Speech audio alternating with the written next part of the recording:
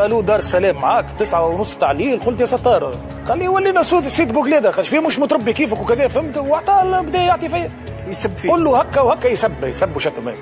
زوز سيارات 4x4 خسروا بلاش ماتريكول، واحده فاتته وواحده جاته على جنب وضربته جابته فين شيرة سكة الترا قلبت به الكهرباء 3 ولا 4 قلبات. حكيت معاه قال لي محاولة قتل. من شكون قلت له شكون؟ قال لي راهو الرئيس هو اللي عمل لي هكاك. بن علي. اي مع ولادة محمد زين العابدين. مع ولادة محمد زين العابدين ولات نفوذها اكثر، ولات نفوذها اكثر، تتدخل اكثر حتى في شؤون الرئيس.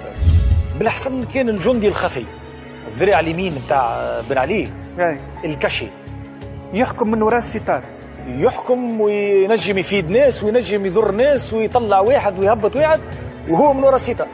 برشا كوادر اخرين في البلاد كانوا يتم اقتراحهم بالاحسن الليل ويأثر عليها باش تحطهم ويتم حطها. وليلى كانت تهز تليفون تكلم الوزراء ديريكت على حاجات. اي معظم الوزراء تكلمهم ديريكت، يعني الكل تكلمهم ديريكت مباشر على الهاتف. اغمي علي، حاولوا حوايجك وعلقوك. لا خلوا لي ملابسي الداخليه. وزير املاك الدوله وظفوه او بمعنى اخر دخلوه في اللعبه، اصبح شريك هو بيده ولا يجيه فايد.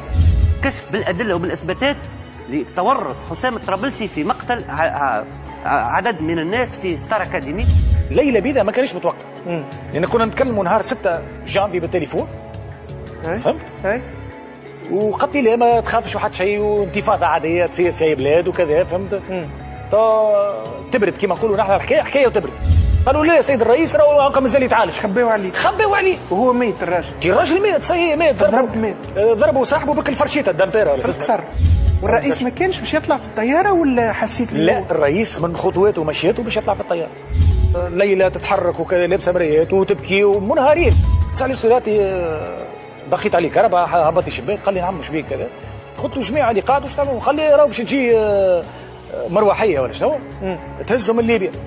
كلمة جمهورية اللي كانت موجودة ودولة هي في الواقع منظر كنا نشوفوا فيها احنا في التلفزة، لكن في الواقع كانوا خدم.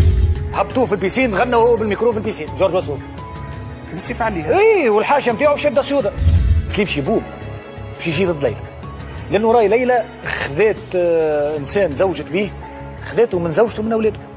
وتاخذوا الفلوس من الجزيره باش تحكيوا على بلادكم وباش تشوهوا بلادكم وباش تنشروا مشاكل داخليه لاولادكم. في المعادله القديمه ليلى بن علي في فتره هي مصادره فلوسها مجمده وفالها المال اللي معاه اللي بحوزتها باعت صياغه ومجوهرات. عاونتكم ماديا بعثت لكم فلوس؟ اي بعثت قداش؟ مقدار بتاع 3000 دينار. بن علي ياخذ في شهريه من المملكه العربيه هذا اللي انا استقيته، معلومه استقيتها وعرفت اللي ياخذ في شهريه.